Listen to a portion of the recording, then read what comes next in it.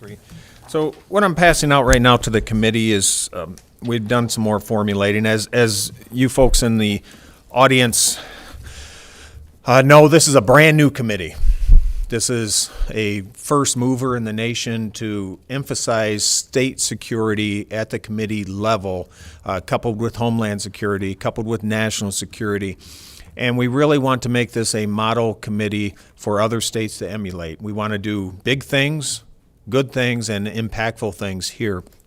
So on the sheet that I'm handing out to the committee members, it gives our primary objective or our mission statement, and I will read that to you. It's to enhance the awareness and to safeguard Michigan by investigating, analyzing, and exposing breaches in Homeland Security and hostile entities or countries of concern, specifically the Chinese Communist Party's influence and impact on Michigan's security. So that's our mission statement moving forward for this committee. I do have a number of objectives below that. Call that our tactical objectives that support our primary objective. We're going to do a few things. So people have been asking, what is this committee going to do? It's an oversight committee, but what are we really going to be doing? And so I wanted to let the committee members know that we are going to be producing products out of this committee. So we're not simply bringing people in to listen and to discuss and make an opinion, but we're actually going to be releasing our opinions in three different formats. We're going to be providing letters of recommendation regarding security or foreign influence and or interference in the state of Michigan. And these would be recommendations for policy changes or practice changes. We're going to be producing letters of concerns.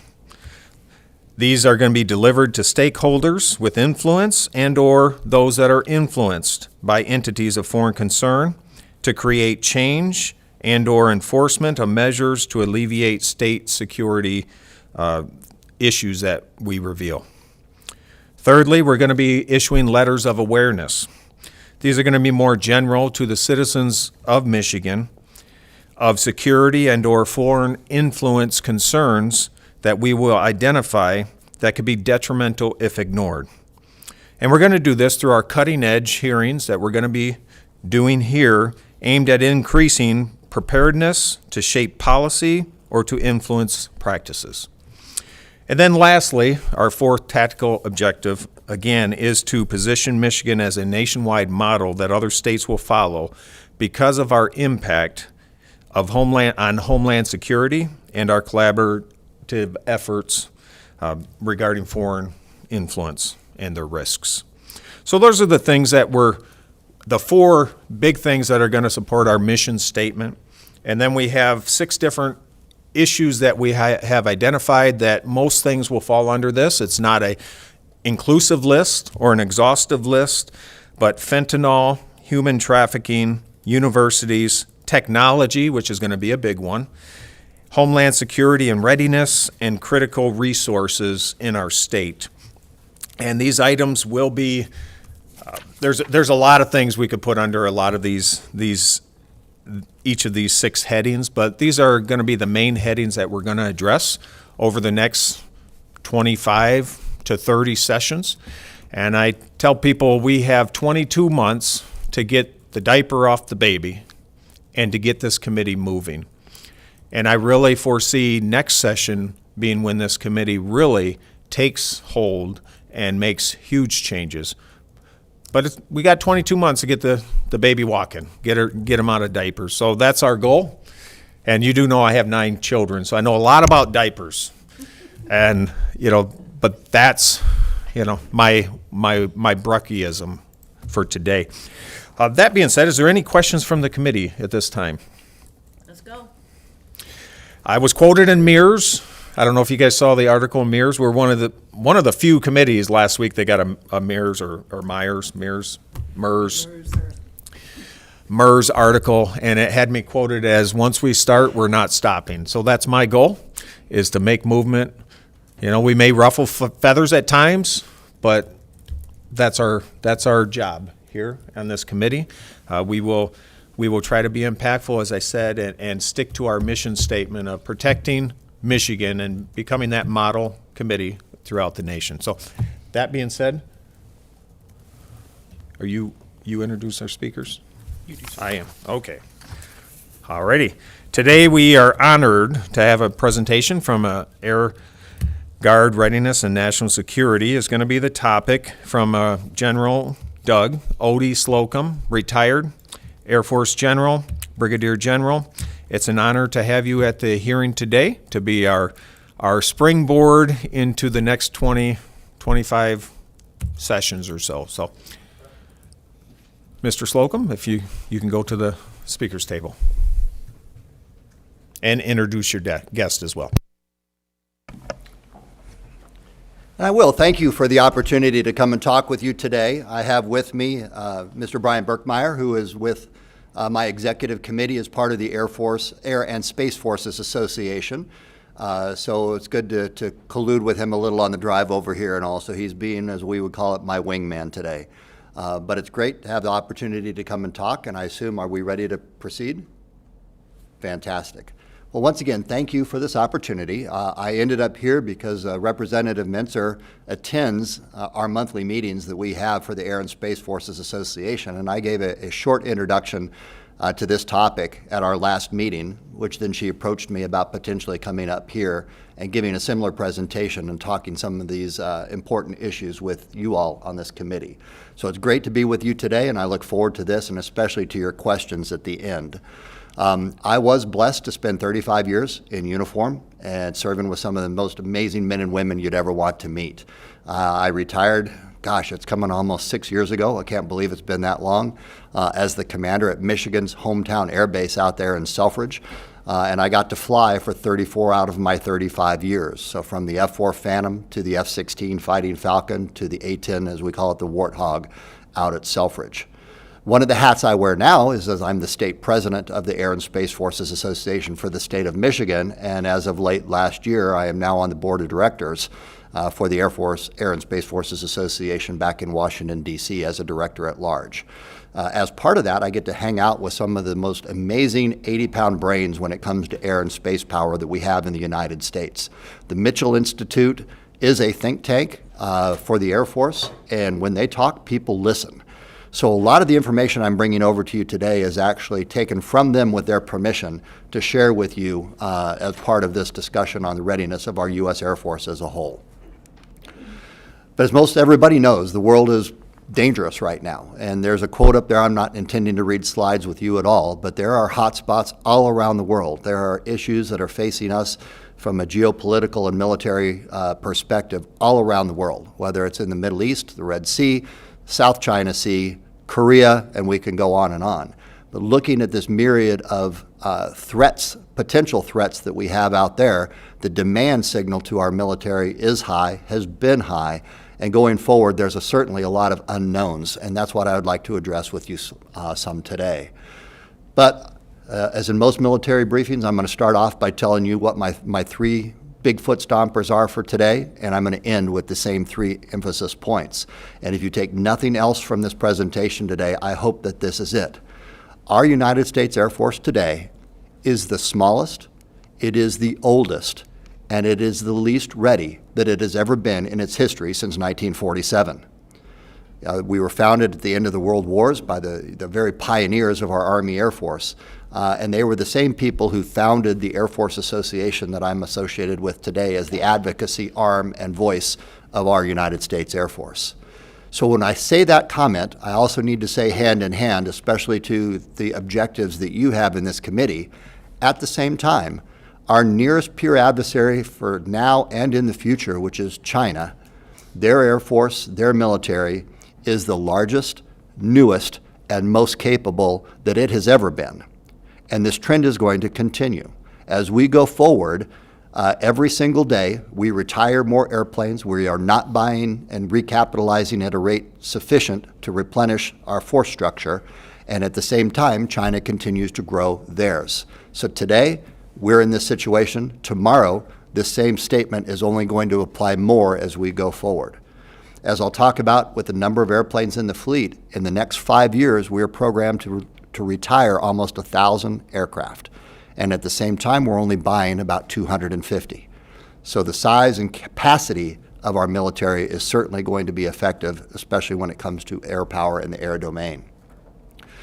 We had a recapitalization plan. A lot of the aircraft that were going to be replaced when the Soviet Union dissolved and became Russia and the independent states after our wars in the Middle East, we were supposed to get rid of legacy aircraft. We had programs in place. The F-22, which we were originally supposed to buy almost 1,000, we capped at just 187 planes.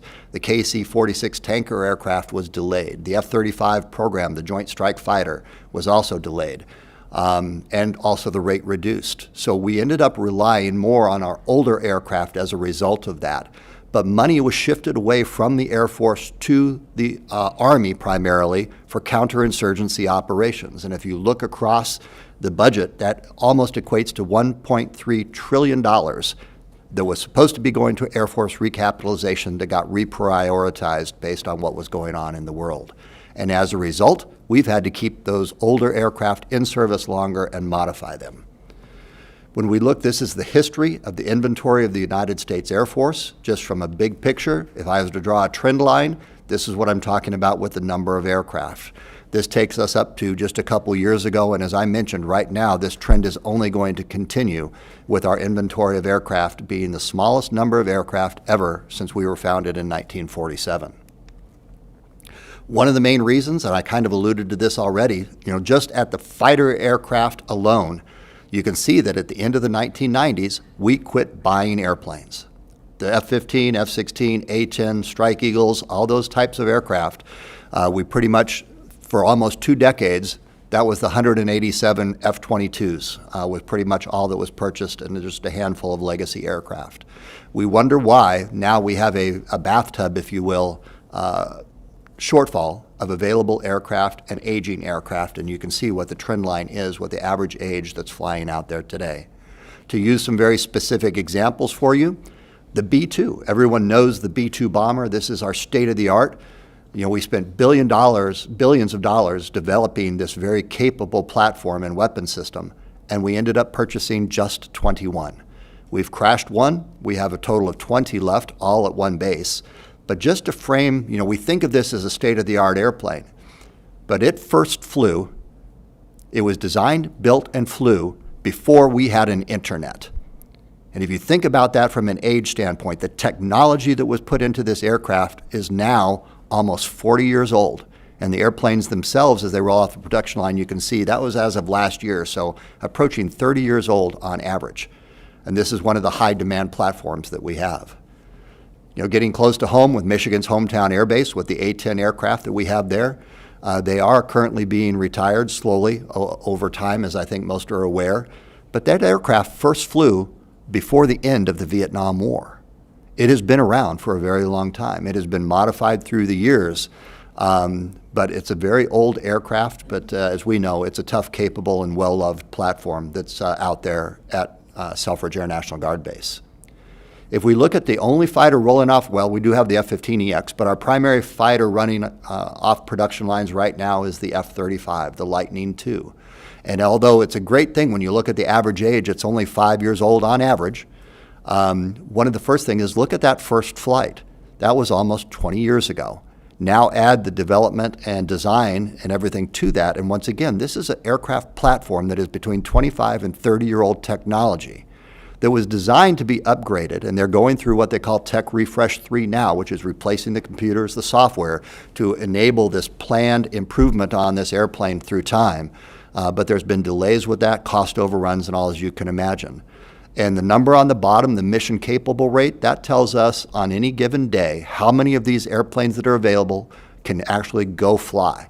Because of supply chain issues, maintenance issues, and the like, that fleet has been struggling. This worldwide weapon system, the F-35, you can see is below the 50% threshold. So less than half of the airplanes on any given day are actually available for our military to use.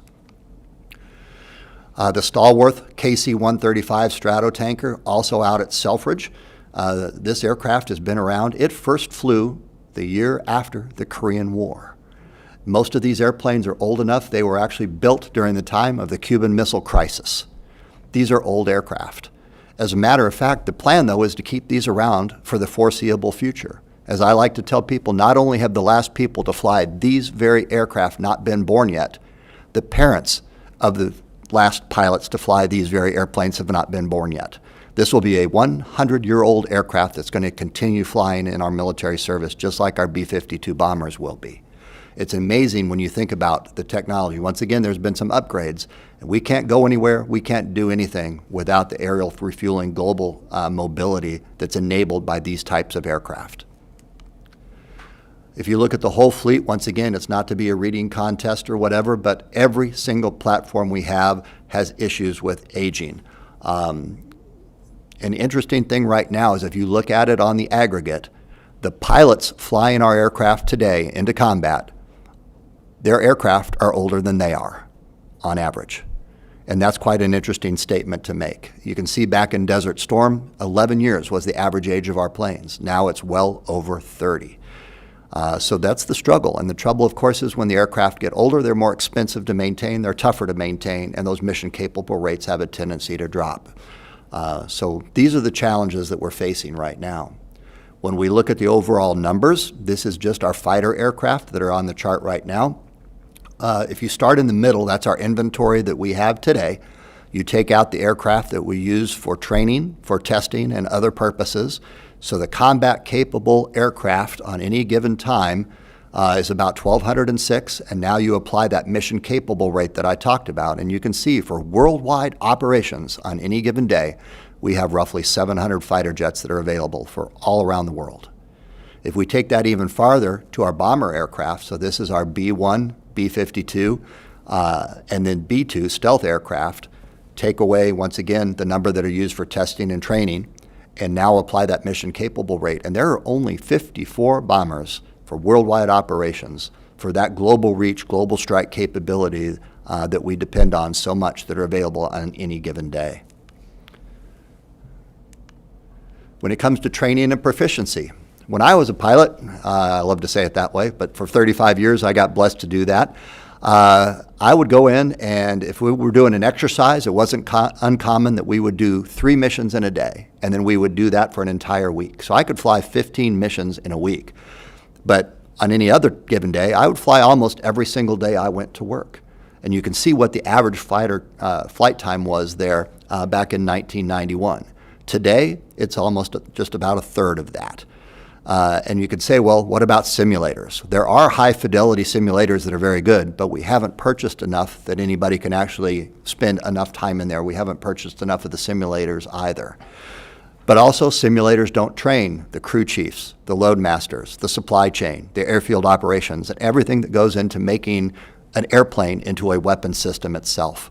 You have to exercise it. You have to do it. This is how you get proficiency. It's how you do things through the law of primacy, simply by repeating the types of things that you're going to do when the pressure is on. So we don't have the level of proficiency. We don't have the number of flight hours that we've had in the past. I do want to take a minute, though, and say our aircraft that we have are exceptionally valuable, and I'm going to give you just one example of that. Capable. When Israel decided that they were going to strike back at Iran, they used their number of F-35s. Now, they've ordered 75. They have roughly 40 of them on hand right now.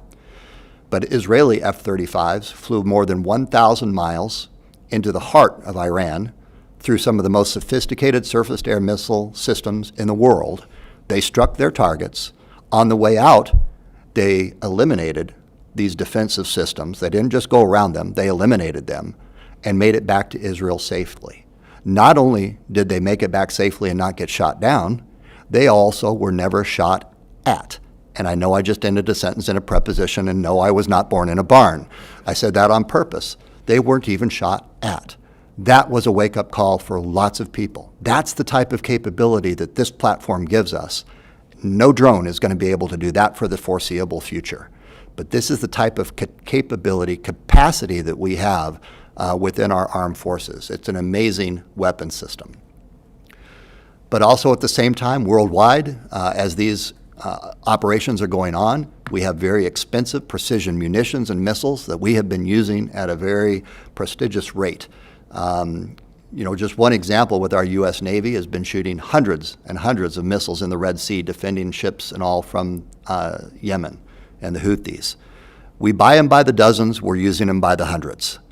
What is our stockpile? What do we have available right now? And are we ready for a near-peer threat if we were to go and have a conflict that involved Russia, direct involvement against Russia, or with China? Do we have the number of precision munitions that we need to be able to carry out our plans? And it's only going to be the leaders of the military that would be able to give you an answer, but simple math would tell you that we call that into question. Oh, and I will back up. In the middle, I think most people have heard, just the simple 155 millimeter artillery round. When the conflict kicked off with Ukraine and Russia, that has been used a lot. The firing rate of the most common howitzer shell has increased demand. So we have scoured the earth to try and supply our allies in Ukraine with the number of rounds that they've needed. We've called on industry to try and surge to meet that demand. Well, they can only produce so many. You're not going to talk industry into making a new plant to produce more shells unless they know there's going to be a long-term demand. So we have supply chain limitations right now on our military that are significant. How do you rapidly produce more precision munitions? And we've seen that limitation exercised right now. And it's something that we should be paying attention to as we go in the long run, is we don't have the capacity and the resiliency within our supply chain and industry to be able to change production rates should a crisis arise. So in question is our air dominance. We always talk about it, and we've enjoyed superiority in the air. As a matter of fact, the last U.S. troop who was ever killed by an air attack was on a little arrow down there you can see in the lower left called Chodo Island in the last year of the Korean War. If you're old enough to remember the TV series MASH, they had this story about 5 o'clock Charlie. That was actually based on real things that happened over there, where the North Koreans and the Chinese would fly these small biplanes at night with no navigation, low, very, very difficult to find, and literally throw little small bombs out there, very archaic. But there was somebody on Chodo Island off the coast of what is now North Korea that a 5 o'clock Charlie threw a bomb out, and it ended up killing a service member. That was the last U.S. service member killed by an enemy aerial attack for decades. It's amazing when you think about it, but it's also the expectation that we have when our forces fight now that they are not going to be attacked from the air. That all changed last January. In a place called Tower 22, there was a drone attack that ended up killing 3 of our soldiers. But if you want to look at it at time, that's almost 71 years that we have enjoyed air dominance. Okay, I don't do math in public, but there you go. I did the calculations, so a little over 25,000 days that we've enjoyed such type of superiority. Well, as we go forward, that superiority is in question. Clearly, with our peer adversaries, if I was to take an F-22 or an F-35 and make it perfect, it could shoot down every enemy aircraft in front of it. We simply don't have enough of them that can be in enough places to be able to ensure air superiority or air dominance going forward in the future. That even though we have that technological superiority, we don't necessarily have the capacity because of the things that we're talking about right now. The future going forward for our U.S. military is going to be vastly different than it is and what we've expected in the past. And it's not just the U.S. Air Force, our Space Force, new, nascent, trying to figure out how to get the different responsibilities from the other services. Currently, I believe they're about 1% of the number of people in uniform and about 3% of the budget, but they're actually scheduled in this year to take a budget cut. So they're struggling to figure out how to fulfill that ultimate high ground responsibilities in space going forward. Our United States Navy also has its challenges. Our fleet is in high demand. What's gone on in the Red Sea against the Houthis and trying to maintain the sea lines of communication has been the highest level of activity and weapons expenditure that we've seen in the U.S. Navy since the end of World War II. And that's an emphatic statement to make. We've worn our ships out. We've expended a lot of our munitions. But the point to me that's always very interesting, and once again, we've used the word China. And there's an article that talks about how we can maintain our ships, how we can build more ships. We're struggling right now to be able to produce 3 submarines a year, 2 attack submarines and a new ballistic missile submarine, because the shipyards don't have the capacity. Our near-peer adversary in China has 232 times the capacity of shipbuilding than we do in the United States. We simply don't build ships right now. And that going forward is why numerically they are the largest Navy, and going forward in the future, why our U.S. military is going to have challenges even more. Our Air National Guard has a tendency to have some of our older aircraft that are out there. So everything that I'm talking about the U.S. Air Force, when we take and put it to our hometown heroes that we have that answer to their governors on a day-to-day basis, but are part of our overall total force military, these challenges sometimes can be even more magnified than they are for the rest of the force. What's the fix? And I don't need you to read all this except for the little picture in the upper right. It's all about resourcing. It's about trying to put the resources where they need to. And the problem is, just like with the F-35, we could throw billions of dollars at it right now, but there is a capacity limitation in Fort Worth on the number of planes that they can produce. We should be maximizing our level of production at least to that point, but we haven't, and we continue for numerous reasons to produce less than that amount. So the Air Force Association's statement is that we should be maxing out production of the F-35. We should be trying to do the same thing with the new model of the F-15, the F-15EX, because those are the only fighters we have in production right now. We have programs like the Next Generation Air Defense, follow-on tanker forces, and other things that we should be prioritizing, but all of it means there needs to be a budget reprioritization towards recapitalization of our air and space forces. And the challenge is, like I think everybody knows around here, when you look at our government expenditure right now, the deficit, expenditures on entitlement, as long as they stay at the levels they are right now, it's going to mean increased investments in our military are going to be challenging, to say the least, if not prohibitive. And it's simply because of the way that we have the finances arranged right now. Not that we're going to solve that problem in here, but that is the challenge that we're facing with our military. So that being said, I told you I was going to tell you what I told you. Again, our United States Air Force is the smallest, it is the oldest, and it is the least ready it has ever been in its 47-year history. Our near-peer adversary, both now and in the future, is just going to continue to come closer to peer status with us, or even exceed possibly in some capacities as we go forward in the future. And that needs to be a wake-up call. We need right now for everybody to know that. And if you take nothing else out of that briefing, it would be those three talking points going forward. I'd like to end with just a quote from the Dean of the Mitchell Institute, Dave Deptula. Like I said, he's like an 80-pound brain. He was, as a lieutenant colonel, planned the first Gulf War. He is the dean of our Mitchell Institute, that think tank. You'll see him a lot on all the different news services whenever there's a demand for air power or space power knowledge. But his quote is, "You think that having a first-rate Air Force is expensive? Wait till you see the cost of having a second-rate one." And now I'd like to turn it over for your questions. The stunned silence tells a lot. No, we appreciate you both being here. Certainly you give a vast experience in this area, and certainly there'll be a number of questions here. So I'll start with Representative Conlon. Thank you, Mr. Chair, and thank you for your testimony today.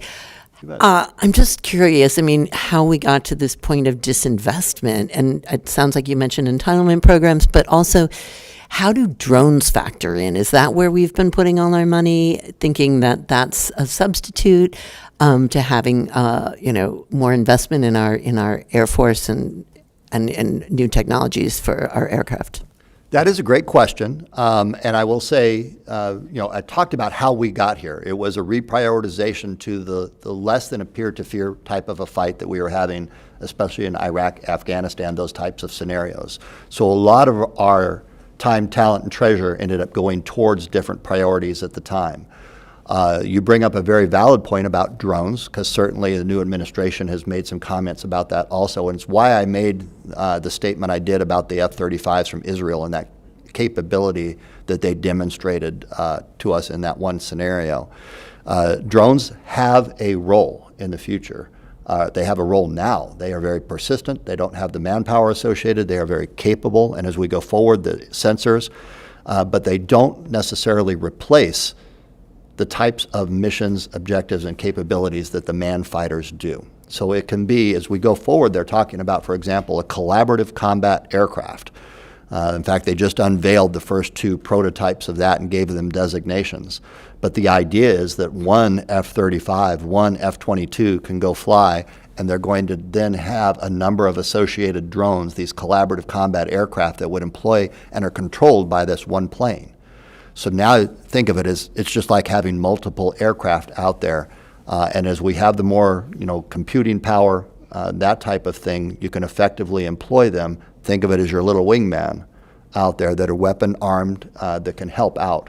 So there's a role for that certainly going on in the future. It's going to give one airplane a much bigger bang for the buck than what we have from a legacy standpoint. So there are technologies like that are being exploited that are great from terms of giving us more capabilities, but at the same time and in the same breath, it does not replace a lot of the programs that are there right now. We're not in a place where a drone can do what those Israeli F-35s did in Iran.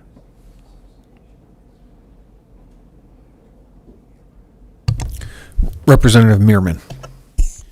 Thank you, Chair Brook. I wanted to go back to Gulf of Aden, Red Sea.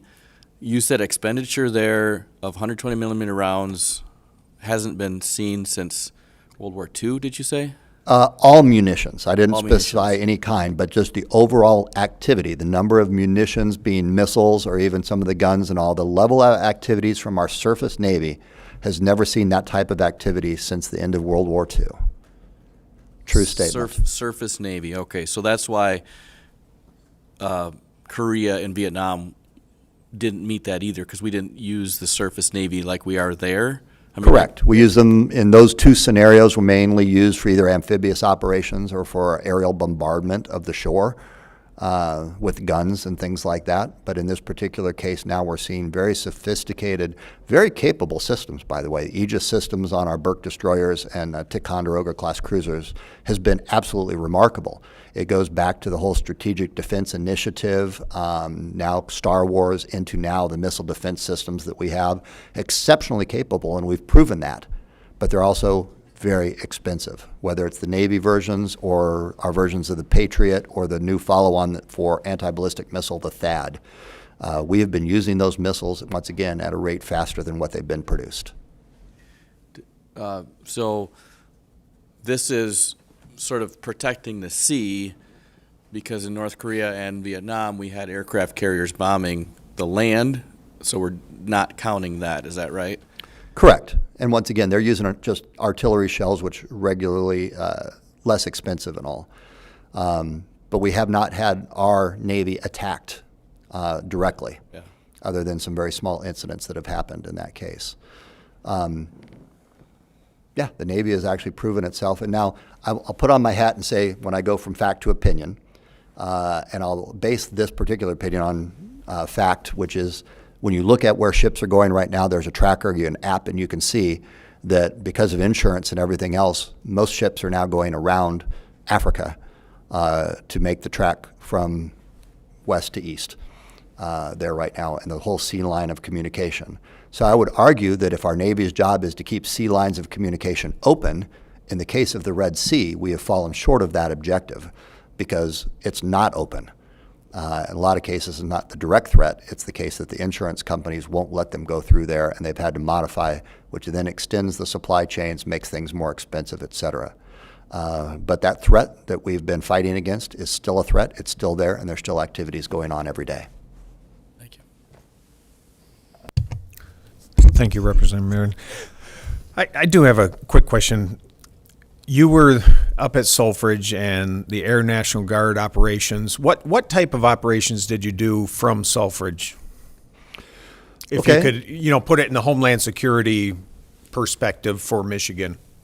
Well, The National Guard, hopefully everybody knows, in addition to being ready to fulfill the federal mission of national defense, we had two other main responsibilities, which included partnership building. So we had direct relationships with Latvia and Liberia, and now a new one, a different kind of relationship with the Virgin Islands.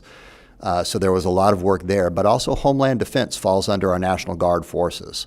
So we're always preparing for that. I could go back to examples like the Flint water crisis and being the logistical hub for operations like what happened in Flint to help out FEMA in that particular case.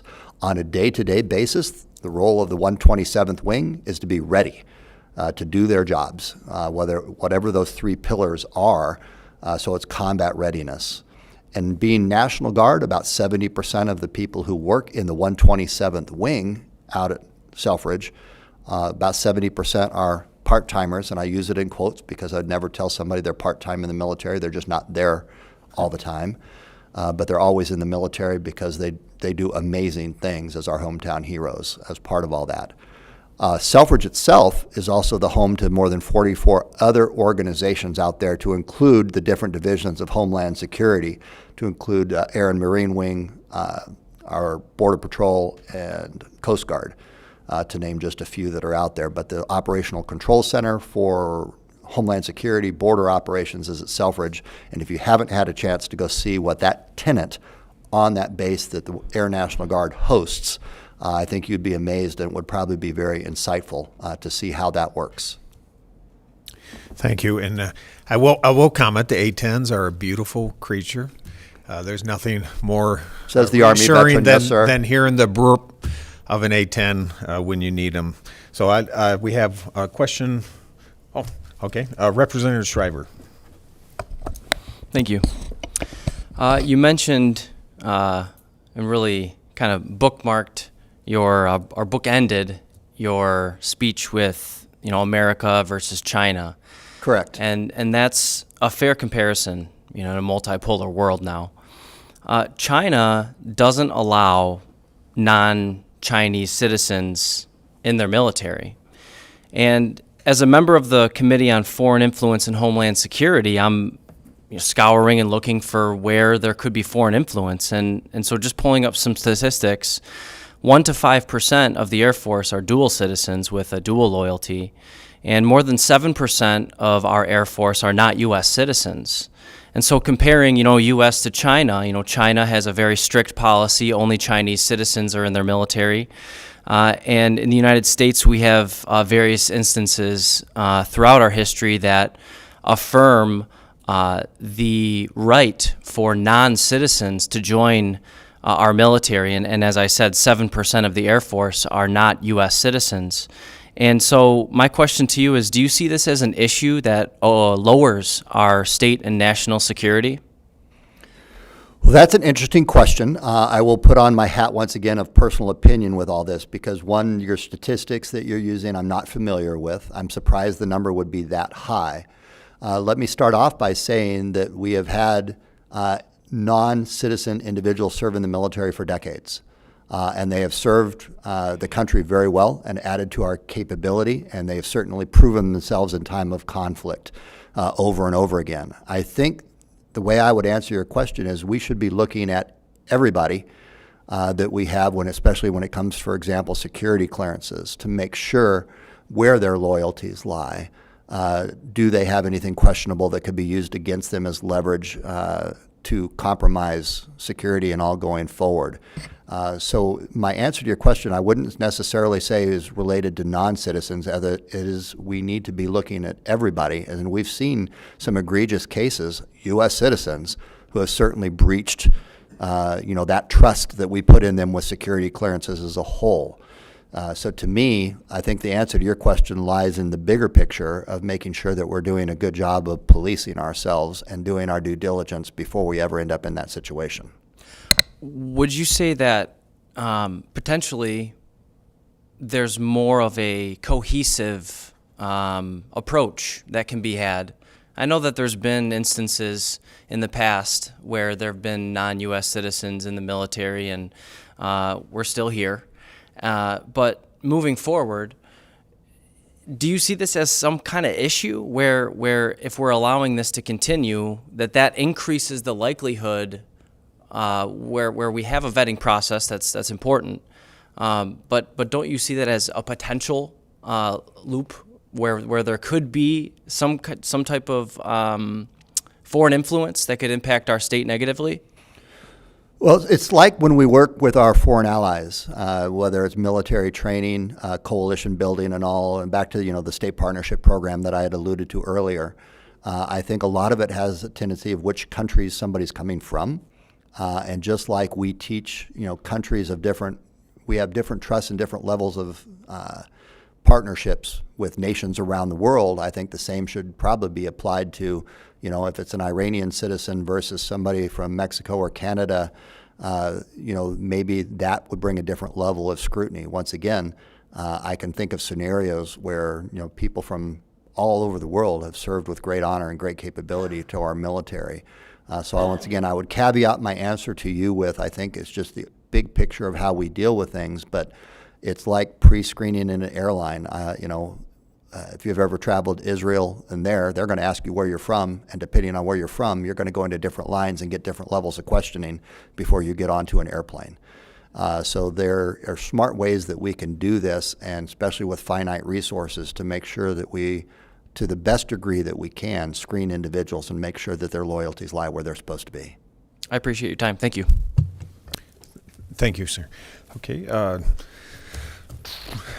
Representative Minster. Thank you, General. When we talk about the smallest, oldest, and least ready fleet, how does that equate to enlisted members? Are we getting more enlisted members? Are we getting less enlisted members? Are we getting more pilots or people who want to be pilots but we don't have the equipment to train them? How is the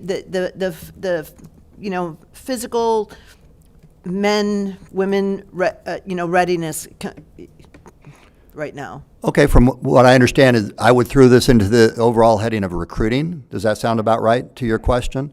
And that has certainly varied through the years. There was a borderline, let's call it recruiting crisis in the last couple of years. In fact, the Air Force Association stood up a team to help the United States Air Force with that effort to recruit.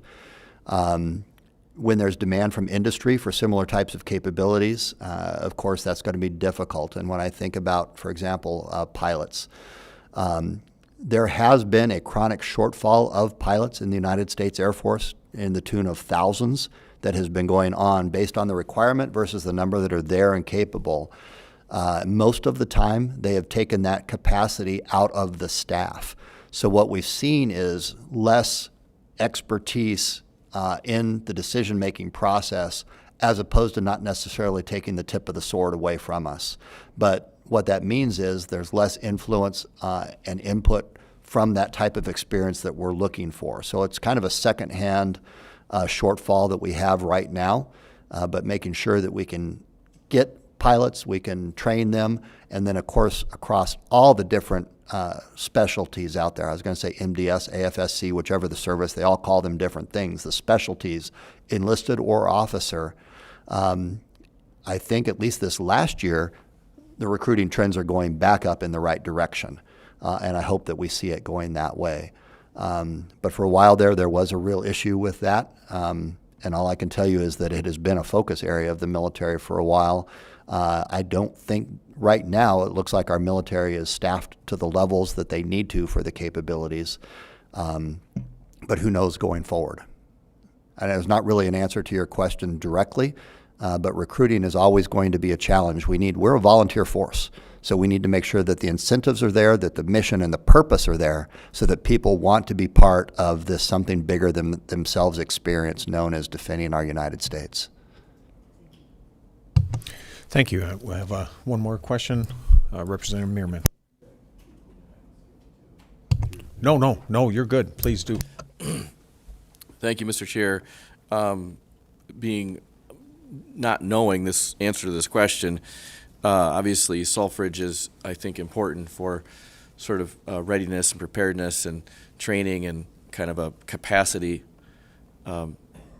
Is there also some value there, I guess, to the to the extent that you can, answer value to immediate sort of border security. For instance, our SULOCs, crossings. It obviously it's not a.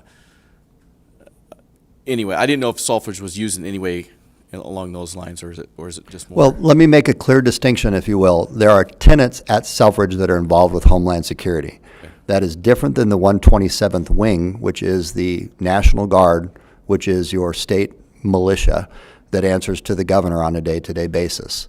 So that base hosts a number of different entities that are involved with Homeland Security, but that is not a mission of the National Guard unless they are so tasked on a day-to-day basis. So there are some amazing things that happen out of Selfridge, but a lot of time it's not necessarily the National Guard. It's a number of those other governmental tenants that are out there.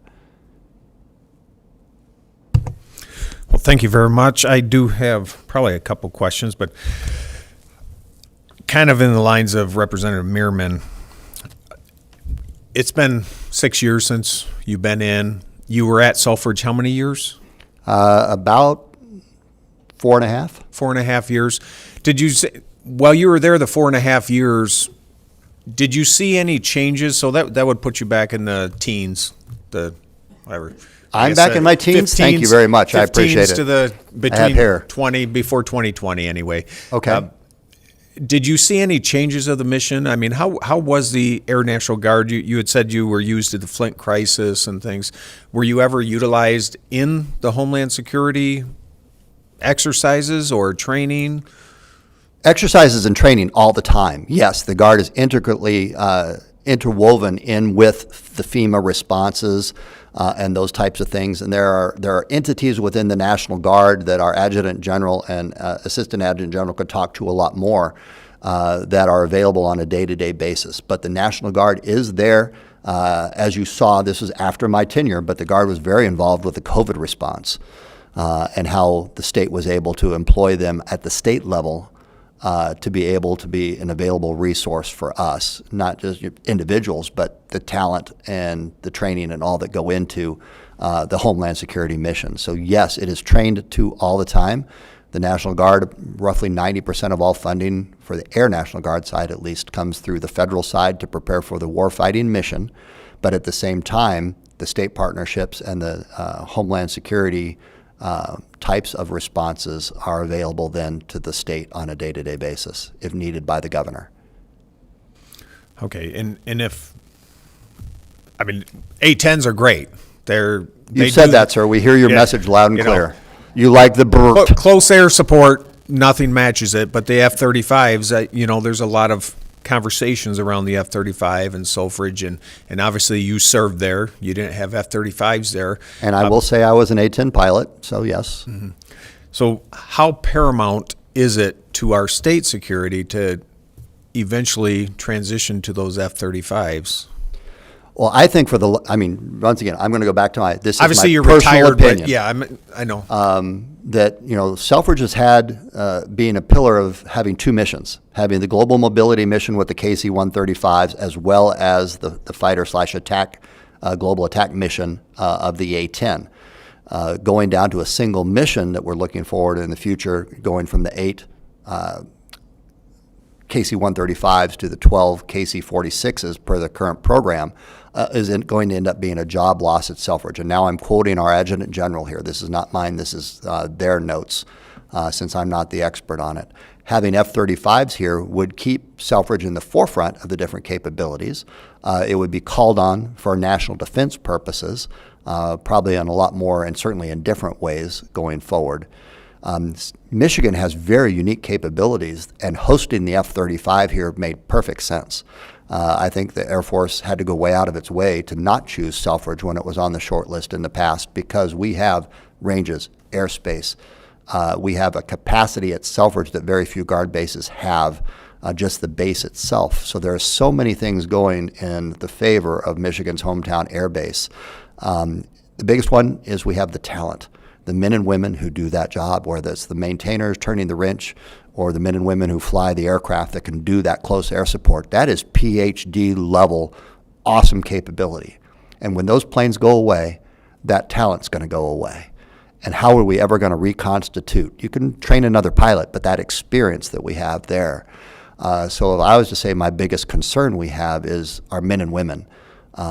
It's not like the Air Force where they just transfer somebody else. These are Michiganders who are probably going to stay right here in our community, and they're going to go find something else to do. So that's my concern with losing the fighter mission. One, it's going to overall impact Selfridge, the jobs, the impact, the community economic impact that it has. But then also we're going to be losing that valuable national defense capability that we have because of these awesome men and women. Well, I'm sure I can speak for every member of the committee. We truly appreciate you, and obviously you are retired from the Air Force, but you maintain yourself in the Air Force Association, and please relay our thanks to those that, I guess, you haven't stopped serving. You guys are still staying up to date on all the facts and figures, and really concerned with your organization that you left. Yeah, in like uniform, I said, I get but to hang still- out with some very cool and smart people in that capacity within the AFA. So I'll give them credit for a lot of the current information of what's going on. Well, we really, truly appreciate you being here today. Thank you so very much. And I appreciate your time, attention, and especially, if nothing else, the wonderful men and women who serve the uniform in this country deserve everything from us. It's amazing what we can do. And if there's anything I can do to help your committee going forward, please let us know. We're more than happy to do that. Yes, sir. Thank you. Thank you.